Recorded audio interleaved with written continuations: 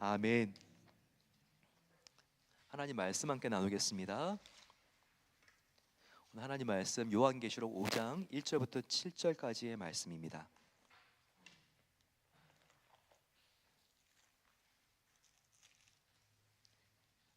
요한계시록 5장 1절부터 7절까지의 말씀을 한 절씩 함께 나누겠습니다. 내가 보매 보좌에 앉으신 이의 오른손에 두루마리가 있으니 안팎으로 썩고 7인으로 봉하였더라.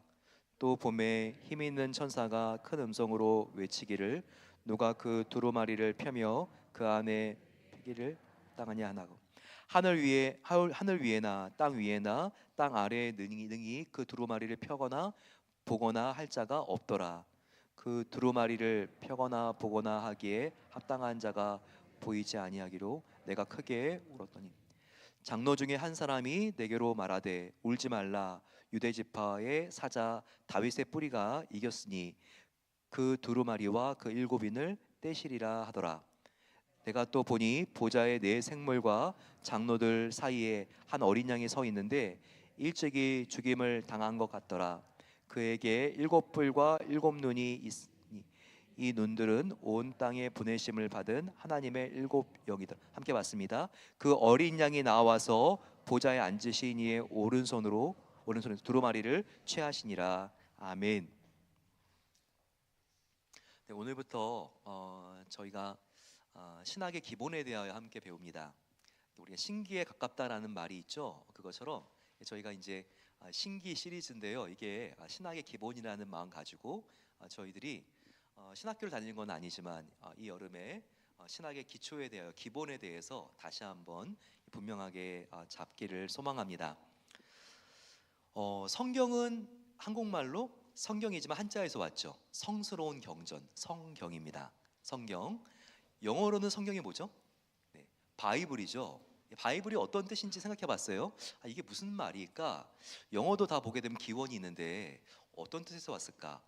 이 성경은요, 책들이라고 하는 말, 그리고 또 종이들이라고 하는 말에서 왔습니다. 네, 바이블이 그렇다고요. 너무나 이렇게 이름 자체는 평범하죠.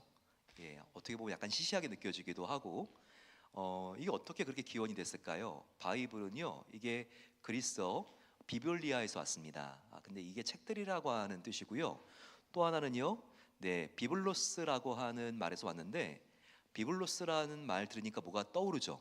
파피루스. 네, 파피루스. 이집트나 이런 고대 바벨론에서 사람들이 이렇게 책을 쓸 때 그렇게 갈대를 이렇게 눌러가지고 파피루스로 썼잖아요. 근데 이 파피루스가 그 당시에 종이기 때문에 종이들 그리고 또 책들이라고 하는 말에서 이 발음도 비슷한데 바이블이 이렇게 유래가 되었습니다. 이렇게 생각보다 굉장히 이름 자체는 평범한데요, 보통 책이 아니죠. 진짜 이 성경은 비범한 책입니다. 요즘 보게 되면 성경이 정말 이전에는 이게 중세 시대만 해도 집안책 값이었는데 성경 하나가 지금은 집에도 몇 개나 있죠. 네, 그리고 하나는 정말 거실에 있고 침실에 있고 정말 여러 곳에 있습니다. 그런데 이 성경이 얼마나 특별하고 참 이게 고유한 책인지를 알 필요가 있습니다. 그러면 다른 책과 비교가 되지 않다는 것을 알게 되고 더욱더 우리가 귀하게 여기는 것이죠. 주요 종교가 있습니다. 기독교가 있고 기독교와 관련된 개신교가 있으면 천주교, 그리스도 종교가 있죠. 정교. 그리고 또 유대교, 이슬람교 이와 같은 종교들이 있는데요. 그 종교들의 경전들 전체 혹은 일부분이 다 성경입니다. 이 성경이 우리 개신교만 가지고 있는 게 아니라 이런 종교들도 그들이 이렇게 경전 속에 포함하고 있는 책이라는 겁니다. 또 역사상 이보다 많이 번역되고 또 인쇄되고 판매된 베스트셀러는 한 권도 없습니다. 그리고 수많은 책 중에 오늘도 읽히고 오늘 우리도 읽었잖아요. 그리고 깊이 묵상하고 또 연구되어서 이 성경에 관련된 논문이 정말 한 해에도 수천 권씩 나오는, 수만 권씩 나오는 그런 책은 없다는 겁니다. 그러니까 얼마나 이 성경이 대단합니까? 근데 더 대단한 게 있어요. 역사성입니다. 만약에 뭐 교회를 청소하다가 한 500년 정도 된 옛날 고서를 발견했다. 그러면 얼마나 이게 대단한 일입니까? 신문에 나올 일이죠. 500년 된 책이 나왔다. 지역 신문에 충분히 나올 감입니다. 그런데 성경은 얼마나 됐죠? 네, 많은 이야기들이 4,000년 전 겁니다. 그러니까 저와 여러분들이 정말 이 창세기 보게 되면요, 아브라함 시대 4,000년 전의 이야기가 담긴 책을 지금 보고 있다는 거예요. 그러니까 얼마나 대단합니까? 역사적으로 봤을 때 그렇게 오래된 사건을 가지고 있을 뿐만 아니라 또 이 책을 쓰는 데만요 1,500년이 걸렸습니다. 한 사람이 쓴 게 아니죠. 한 사람이 1,000년 이상 살 수가 없으니까 40명의 저자가 1,500년 동안 이 책을 썼다는 거예요. 그런데요, 놀라운 거는 이 책의 어느 한 부분도 흐름이 틀리지가 않습니다. 앞과 뒤가 짝이 딱 맞고요. 그리고 내용과 그리고 또한 구성면에서 편집면에서 상충되는 게 없다는 겁니다. 자, 이 이유는 무엇일까요? 40명의 저자가 썼어도 실제로 그들을 지휘한 한 분의 저자가 있다는 겁니다. 누구죠? 예수님의 영 성령님께서 쓰셨다는 거죠. 그래서 엄밀히 말하면 성경의 저자는 한 분 성령님이시고 40명의 저자들은요, 우리가 저자가 아니라 기자라고 말하는 게 맞는 거죠. 그 하나님께서 한 명 한 명의 저자들에게 성경을 쓰고 싶은 마음의 열정과 동기를 주시고 그리고 그들이 준비된 마음을 가지고 하나님의 영 성령님의 감동이 되어서 이 책을 썼기 때문에 성령님께서 쓰신 거기 때문에 요한계시록 그 끝부터 앞으로 오게 되면 창세기 첫 번째 책까지 66권 자체가 하나도 모순된 게 없고 저와 여러분들을 구원시키기 위한 하나님의 메시지가 동일하게 흐르고 있다는 겁니다. 성경은 또한 영원합니다. 과학은 계속해서 발전하죠. 저와 여러분들의 시대 중에서 지금 이렇게 한 3년 전부터 지금까지 과학이 얼마나 눈부시게 발전합니까? 보니까 1990년대에는 이게 인터넷이 막 보급이 되면서 IT가 막 성장하게 되는 그런 시발점이 되었는데요. 지난 3년 전부터는 AI 인공지능 르네상스라고 하죠. 정말 이렇게 한 달 한 달이 얼마나 빠르게 또 변해가고 있습니까? AI 요즘 이렇게 사용하시는 분들 정말 챗 GPT라든지 이렇게 대화를 나누면서 하게 되면 야 정말 너무나 똑똑하구나, 나의 가장 친구보다 더욱더 나를 많이 위로해주고 격려해주는구나, 이런 마음을 이렇게 가질 때가 있는데요. 과학은 정말 그렇습니다. 빛의 속도로 발달하고 점점 더 발달하고 그리고 계속 눈부시게 발전하고 있습니다. 하지만 하나님이 변하실까요? 영원하시죠. 안 변합니다. 그럼 그분의 말씀이 변할까요? 영원한 하나님 입에서 나오는 말씀이기 때문에 말씀도 변하지 않고 영원합니다. 인간성도 영원할까요? 그렇지 않습니다. 과학은 계속 발전하고 우리가 입고 있는 옷, 또 우리가 타고 다니는 교통수단 다 변하지만 우리 인간은요, 껍데기는 변하지만 이 알맹이는요, 인간 본성은 변하지 않습니다.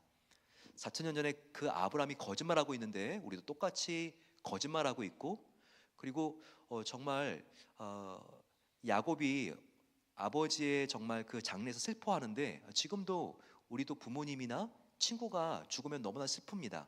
희노애락 똑같죠. 이렇게 하나님과 그분의 말씀과 인간성은 이렇게 변하지 않는다는 겁니다.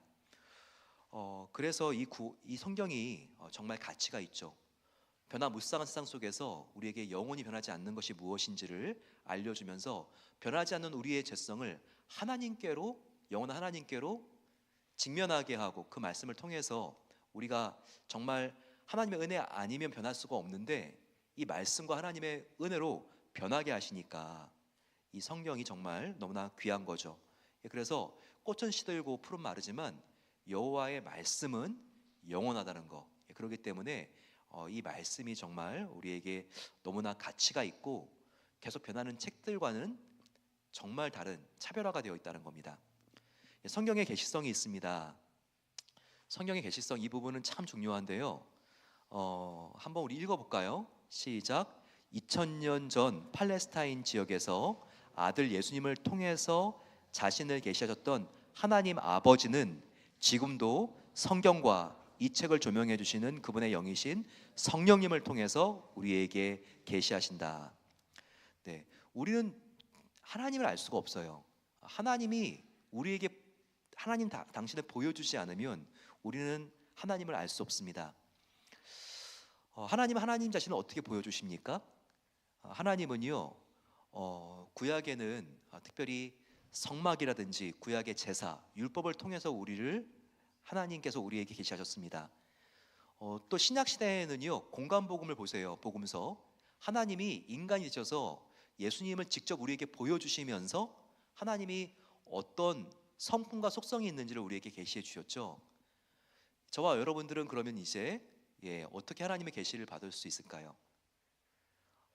우리가 정말 기도원에 가서 용한 이렇게 수도사들이나 기도 원장님의 안수 기도를 받아야지 우리의 미래를 알 수 있는 걸까요? 아닙니다. 하나님의 계시는 이미 완결되었습니다.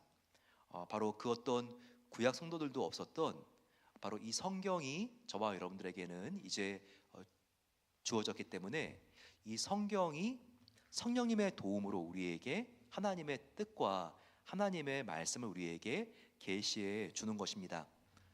정말 대단한 책인 거죠. 이 성경만이 우리를 하나님의 영생으로 인도하는 디딤돌이 됩니다. 이 성경은요, 우리가 진짜 힘들고 어려울 때 우리의 피난처가 되죠.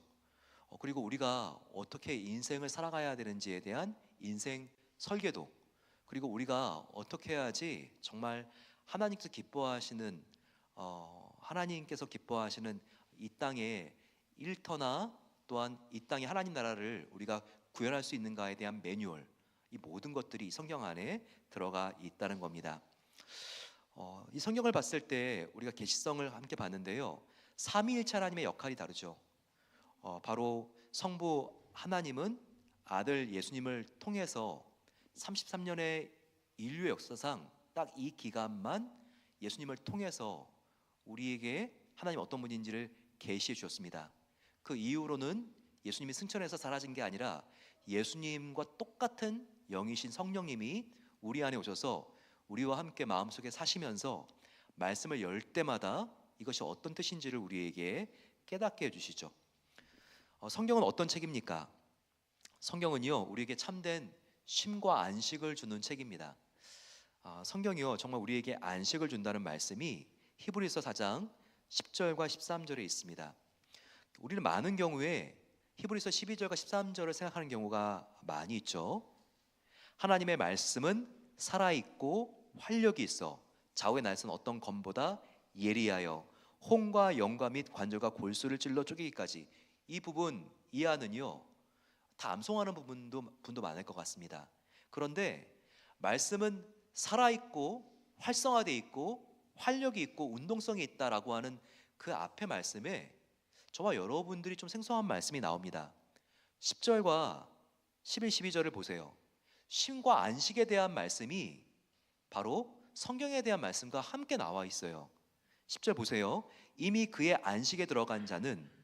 예수님의 안식에 들어간 자는 하나님이 자기의 일을 쉬신과 같이 그도 자기의 일을 쉬느니라. 보세요. 안식에 대한 이야기가 나와 있고, 그리고 이제는 말씀이 어떤 특성이 있는가? 말씀은 살았고 운동력이 있다는 말씀이 뒤에 나와 있잖아요. 여러분, 뭔가 좀 이렇게 어색하죠. 왜냐하면 이 쉼 안식이라는 부분과 말씀이라는 부분이 어떻게 상관성이 있지? 왜 이게 이렇게 붙어 있지? 하지만 이게 맞죠. 왜냐하면 말씀은 우리에게 정말 큰 쉼과 안식을 줍니다. 어떻게 안식을 주냐고요? 히브리서 4장을 보시면서 13절을 보세요. 말씀의 특성이, 말씀은 하나님이 지은 것을 하나도 그 앞에 나타내지 않음이었고, 또 보시게 되면 말씀은 만물이 벌거벗은 것 같이 다 드러나느니라 라고 말했습니다. 말씀을 우리가 진정으로 읽으면요, 우리가 옷을 벗게 돼요. 발가벗기게 됩니다. 말씀을 정말 보게 되면 우리가 이 말씀 안에서 나의 죄가 무엇인지를 우리가 깨닫게 되고, 나의 죄성과 추악함이 벌거벗게 되고, 그리고 이 말씀을 통해서 우리가 회개의 자리로 나가고 우리가 성결하게 되는 거죠. 그렇기 때문에 이 말씀은 우리의 마음을 목욕시키고 정말 시원하게 만들고 그리고 적당히 포장한 그와 같은 안식이 아니라, 가장된 안식이 아니라, 쉼이 아니라 정말 하나님 앞에 나와 우리의 죄책감을 다 씻고 진정한 평안을 누리는 진정한 쉼과 안식을 우리에게 주는 책이 바로 성경책이라는 겁니다. 이 성경은요, 우리에게 영원한 생명을 선물로 줍니다. 성경의 목적이 뭘까요? 이 성경의 목적은요, 바로 우리에게 eternal life, 영생을 선물로 주기 위함입니다. 이것이 요한복음에 나와 있죠. 요한복음 30장 31절 말씀을 우리가 보게 되면요, 정말 그 목적이 나와 있습니다. 여기 한번 보세요. 한번 우리 읽어볼까요? 요한복음 20장 30절과 31절 말씀. 이번 성경은 어떤 책인가? 영생으로 인도하는 책이다. 그 아래 부분입니다. 시작. 예수께서 제자들 앞에서 이 책에 기록되지 아니한 다른 표적도 많이 행하였으나 오직 이것을 기록함은 너희로 예수께서 하나님의 아들 그리스도이심을 믿게 하려 함이요 또 너희로 믿고 그 이름을 힘입어 생명을 얻게 하려 함이라. 바로 이 성경의 목적이 뭐라고요?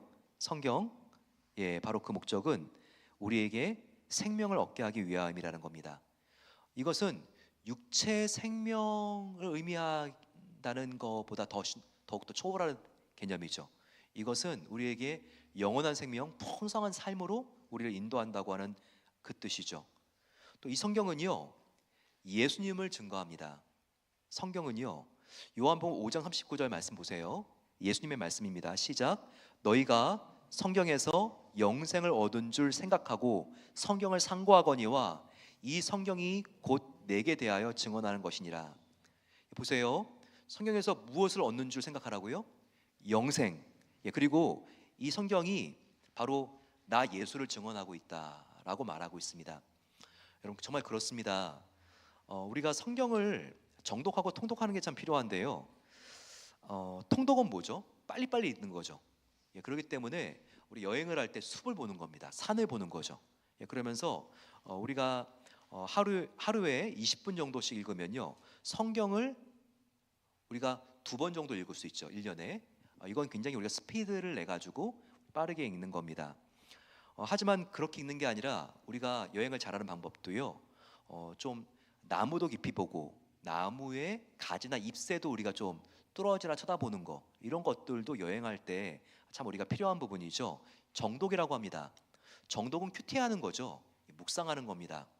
우리가 한 장 혹은 한 문단 혹은 우리가 한 단어, 한 절을 가지고도 깊이 묵상할 수 있습니다. 이게 정독인 거죠.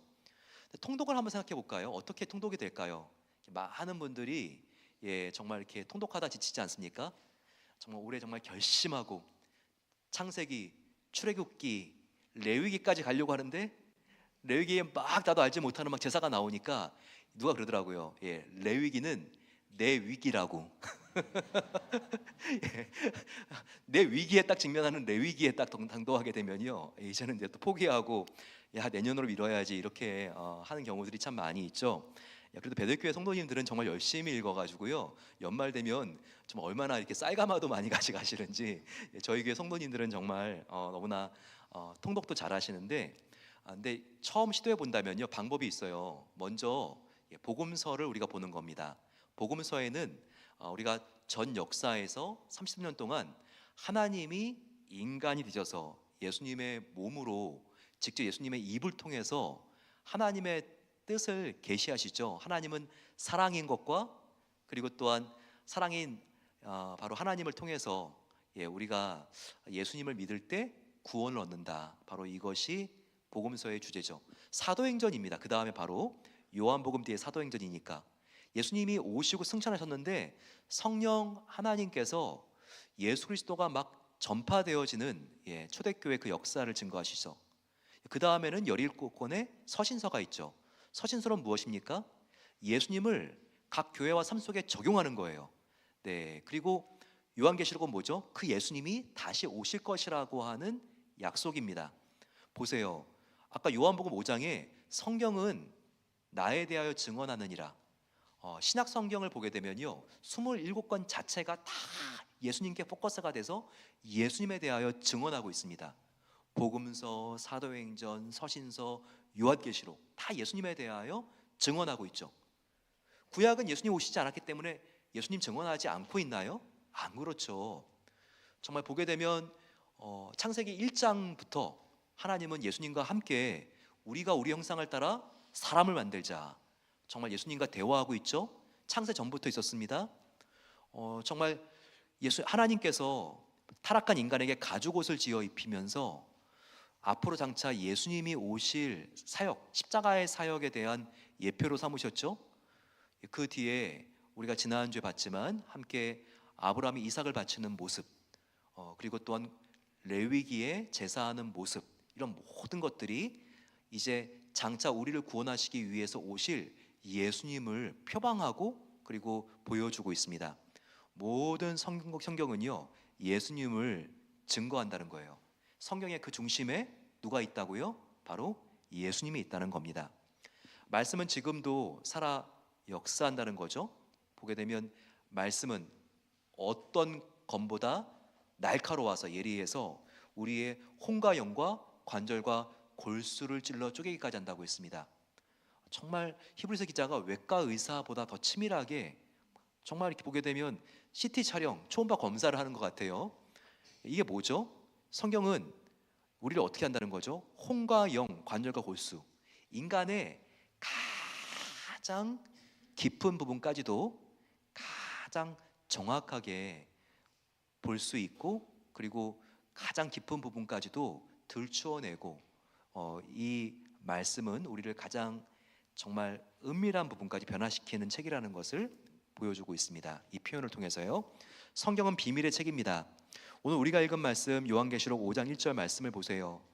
보게 되면 요한이 계시록을 썼는데, 내가 봄에 보좌에 앉으신 이의 오른손에 두루마리가 있으니, 보좌에 앉으신 이가 누굽니까? 예수님께 두루마리가 쥐어져 있는데 안팎으로 그 두루마리의 안과 바깥에 글이 써져 있고 7인으로 봉하였더라 라고 되어 있습니다. 성경 말씀인데요, 성경 말씀이 두루마리라는 표현으로 되어 있잖아요. 봉해져 있다는 거예요. 7인으로 봉해져 있다는 거예요. 봉해진 책이죠. 그렇습니다. 정말 구원 얻지 않은 사람들은 아무리 읽어도 이해가 되지 않아요. 너무나 지루합니다. 그래서 정말 성경은 구원받은 자에게는 열려져 있는 책이지만, 정말 이 세상의 성공과 쾌락에 도취되어 있는 세상적인 사람에게는요, 너무나 이것이 닫혀져 있는 지루한 책이라는 거 우리가 알아야 되겠습니다. 날마다 이 성경을 내가 읽어야지, 더 사모해야지, 이것은요, 바로 이게 우리가 이미 구원받은 하나님의 놀라운 증거라는 겁니다. 비밀책이 열리기 위해서는요, 울어야 합니다. 계시록 2절 4절 보세요. 두루마리를 펴거나 보거나 하기에 합당한 자가 보이지 않기로 내가 크게 울었더니라고 되어 있습니다. 우리가 이 성경책이 더욱더 잘 보이기 위해서는요, 나의 죄를 하나님 앞에 회개하는 정말 성결함이 있어야 합니다. 팔복에도 보게 되면요, 마음이 청결한 자는 하나님을 볼 것이요라고 했잖아요. 하나님의 말씀이 보이기 위해서는 마음이 청결해야 되고, 그러기 위해서는요, 우리 영혼의 창문을 액체로 닦아야 돼요. 눈물로 닦아야 돼요. 우리가 하나님 앞에 정말 더 겸손하게 회개의 눈물로 우리의 영혼이 씻어질 때, 그때 정말 비밀의 책이 열립니다. 비밀의 책은 울어야 열리는 것입니다. 이 비밀의 책은요, 에스겔 선지자에 따르면 특별히 굉장히 이렇게 마음 아프게 이 책이 나를 방망이로 두드리는 것과 같은 통증이 있을 수 있지만, 그러면서 오히려 더욱더 이 책 성경 안에는요, 꿀보다 더 단 달콤함이 있다는 것을 우리가 알게 됩니다. 에스겔서 2장 10절을 보게 되면요, 그가 그것을 내 앞에 펴니 그 안팎에 글이 있는데 그 위에 애가와 애곡과 재앙의 말이 기록되었더라 라고 나와 있습니다. 굉장히 요한계시록의 말씀과 유사하죠. 보게 되면 애가와 애곡과 재앙은요, 이게 정말 곡입니다. 너무나 마음이 아프고 멍들어서 정말 피눈물이 나는 것을 말하죠. 근데 이렇게 울고 나니까 이제 그 책을 읽었을 때 이렇게 곡소리가 나왔는데 이제는 바뀌죠. 느낌이 달라집니다. 바로 에스겔 3장 3절과 같이 그 말씀을 이제 먹으니까 내 입에서 달기가 꿀 같더라. 정말 이렇게 쑥같이 쓴 맛이 어느새 한이 정말 달콤한 설탕과 비교할 수 없는 그런 꿀로 변해 있는 것을 느낍니다. 그렇죠. 회개에 눈물을 흘리게 되면요, 영적인 눈이 뜨여지게 되고 하나님과 친밀한 교제가 회복됩니다. 그러니까 꿀보다 더 단맛이 아니고 무엇이겠습니까? 여섯 번째, 비밀의 책을 열 수 있는 분은 오직 예수 그리스도다. 이것을 우리가 볼 수 있습니다. 요한계시록 오늘 5장 5절부터 7절 보게 되면요, 예수님이 두 가지 이미지로 나타나 있죠. 하나는 무엇입니까? 하나는 사자, 또 하나는 양입니다. 요한계시록에 대한 그림을 보게 되면요, 어린 양의 보좌가 있는데 양이 한 마리 있고 사자가 있는데 둘 다 예수님의 양면의 모습을 보여주고 있는 겁니다. 포효하는 사자, 바로 이것은 예수님의 권위, 왕 중의 왕이라고 하는 권위, 사역, 능력을 우리에게 보여주고 있죠. 어린 양은 무엇입니까? 사자와 완전히 상반되죠. 정말 겸손하고 온유한 중보자의 모습을 우리에게 보여주고 있습니다. 바로 이렇게 말씀이신 예수님께서는 우리에게 사자와 같이 권위 있게 이 말씀을 가지고 도전하시고 우리의 죄를 보게 하시고 무릎 꿇고 회개하게 만드십니다. 사자 앞에 우리가 벌벌 떨듯이 그렇게 이 말씀은 우리가 하나님을 두려워하고 경외할 수밖에 없게 만드는 거예요. 동시에 이 성경은 어린 양이라는 거예요. 유순하고 부드럽고 겸손한 어린 양같이 우리를 위로하고 격려하고 하나님께로 인도하는 중보자의 역할, 치유자의 역할을 바로 어린 양 대신 예수님이 한다는 것이죠. 그렇기 때문에 이 책이 얼마나 사랑과 더불어서 권위로 가득한 책인지 우리가 정말 경탄할 뿐입니다. 또한 참된 지혜자인 예수님의 영이신 성령님만이 이 성경의 뜻을 깨달을 수 있도록 도와준다는 거예요. 성경은요, 내가 정말 박사 학위를 받았다고 나의 IQ가 150을 넘어서 200이라고 지능이나 학위나 그런 교육 수준으로 우리가 이해할 수 있는 책이 아니에요. 정말 초등학교도 나오지 않았다 할지라도요, 정말 우리가 간절히 성령 하나님께 이 책을 이해해달라고 기도할 때 우리에게 뜻을 선명하게 보여주는 책이 바로 성경 말씀이라는 겁니다. 여기 보게 되면 오늘 이 요한계시록 5절 7절 말씀에 예수님이 7뿔과 7눈을 가지고 있다고 되어 있는데요, 7개의 뿔, 이 뿔은요 눈과 더불어서 통찰력을 말합니다. 즉 예수님은 완전한 지혜를 가진 분이라는 거예요. 뿔과 7눈이 통찰력, 지혜를 상징하기 때문에 그렇다는 거죠. 그런데 이런 예수님께 성경책을 맡기셨죠. 예수님의 영이신 성령님은 그렇기 때문에 바로 이 성경을 바르게 해석할 수 있도록 도와주십니다. 왜냐하면 예수님의 영이시고 지으신 분의 영이 우리에게 지혜를 주셔야지만 이 말씀이 이해가 되니까요. 또 우리가 구원받고 성장하기 위해서는 말씀을 통해서 성장할 수가 있다는 겁니다. 디모데후서 3장 16절 17절 말씀에 성경책은 우리를 하나님의 사람으로 온전하게 하며라고 있죠. 이렇게 온전하게 되는 것, 바로 말씀을 우리가 날마다 젖같이 정말 우리가 주입하고 또 밥같이 씹어 먹어야지만 가능하다는 겁니다. 또 말씀이 더욱더 풍성해지기 위해서는요, 나만 먹어서는 안 돼요. 서로 함께 나눠야 됩니다. 공동체에서. 기록된 말씀은요, 개인 묵상뿐만 아니라 설교와 성찬, 큐티, 성경 공부, 소그룹 나눔, 다양한 방법으로 공동체 안에서 나누어질 때 30배, 60배, 100배로 풍성하게 열매를 맺을 수 있습니다. 이런 면에서 저희 교회는요, 말씀을 배울 수 있는 다양한 기회들이 제공되죠.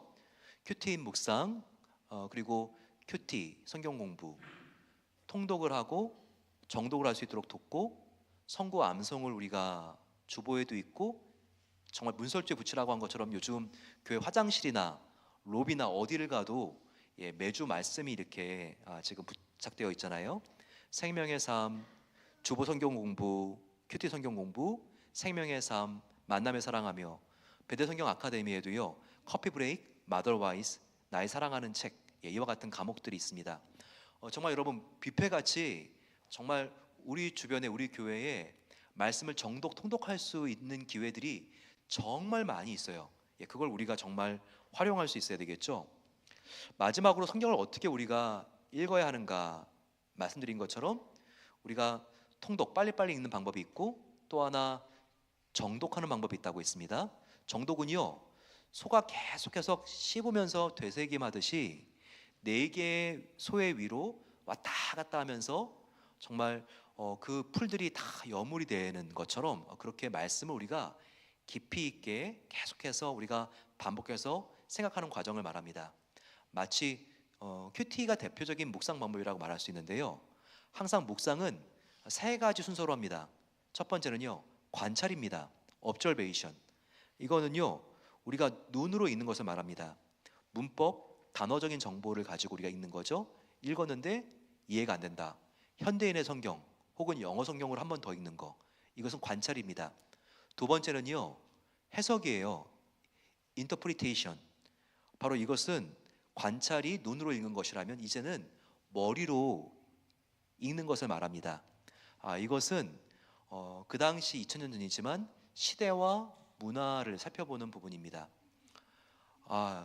정말 이렇게 예수님께서 왜 이스라엘 사람들이 이혼 증서를 써줘야 됐느냐 이런 질문을 했을 때 이혼 증서를 써주라고 말했지 오히려 이혼을 장려한 거 아니야? 하지만 그 당시의 문화로 가게 되면 이혼 증서를 예수님이 써달라고 한 게 여성의 인권을 탄압한 게 아니에요. 오히려 여성의 인권을 보호하기 위해서 여자들한테 꼭 이혼을 당할 때는 남편이 이혼 증서를 써줘야 된다 이렇게 말한 거죠. 왜냐하면 그 당시에 여자들은요 아주 작은 죄 정말 집에서 남편에게 조금 큰 소리로 말해도 그리고 밥을 태워도 이게 다 이혼 사유에 들어갔다고요. 그래서 너무나 남편의 고의로 남편이 이렇게 새로운 결혼을 하기 위해서 이혼당하는 여자들이 너무나 많았습니다. 그 당시 여자들은요 또 사회적으로 직업을 가질 수가 없었어요. 그냥 다 어떻게 그냥 할 수 없이 그냥 다 창녀가 될 수밖에 없었던 거예요. 그런데 재혼할 수 있는 길이 있었는데 남편이 은혜로워서 이혼을 시킬 때 이혼 증서를 써주면요 이혼 증서를 가지고 있는 여자들만 재혼을 할 수가 있었습니다. 즉 이런 이상한 곳으로 가는 게 아니라 정말 다시 한번 정상적인 가정을 꿈꾸기 위해서는요 어떻게든 이혼을 당할 때 남자가 이혼 증서를 써줘야 됐어요. 그런데 많은 남자들이 그렇게 여자들을 부려먹은 다음에 야 나는 지금 다른 여자와 살 건데 넌 나가서 또 고생 좀 해봐라 이런 생각을 가지고 이혼 증서를 고의적으로 안 써줬다는 거예요. 그것도 유대교의 종교 지도자들이 바리새인들이 말이죠. 여기에 대해서 예수님께서는 호되게 꼬집으면서 너희들이 이혼을 할 때에는 반드시 여자에게 이혼 증서를 써줘라 이렇게 말씀하시면서 여자들 한 명 한 명을 보호해 주려고 했다는 거죠. 근데 지금 보세요. 2000년 지났기 때문에 예수님께서 이혼 증서를 써주지 말라고 하는 것은 너무나 횡포같이 들립니다. 하지만 그 당시에 문화를 이해하게 되면 다른 거죠. 이게 해석, 인터프리테이션이라는 거예요. 그 당시에 문화와 역사를 이해하는 거죠. 그렇기 때문에 이것은요 관찰은 그냥 읽는 거 그래서 눈으로 읽는 것이라면 이것은 머리로 이해하는 것입니다. 근데 여기서 끝나면요 아무것도 아니에요. 그냥 지식 축적으로밖에는 성경이 더 이상은 아닌 거예요. 눈으로 머리로 읽었으면 그 다음은 몸으로 읽어야 됩니다. 이것은 어플리케이션 적용이라 그러죠. 우리가 스마트폰도 앱이 있잖아요. 이게 뭐예요? 앱이 어플리케이션 이것이 활성화시키는 거 이게 적용인 거죠.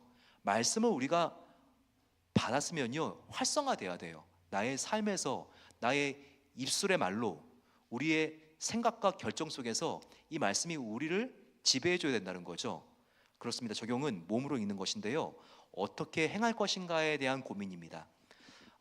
즉, 이 말씀을 통해서 내가 정말 이 한 절의 말씀, 한 단락을 내가 읽고 관찰하고, 그리고 내가 선구사전을 통해서 또한 인터넷을 통해서 이해했는데, 이 한 가지 말씀 한 단어라도 내가 어떻게 정말 치열하게 하나님께서 나에게 주신 선물 같은 24시간 동안 적용할 것인가, 바로 이것이 또 묵상의 가장 중요한 한 부분인 겁니다. 여러분, 이렇게 말씀이 살아 있습니다. 이 말씀은 보통 책이 아니에요.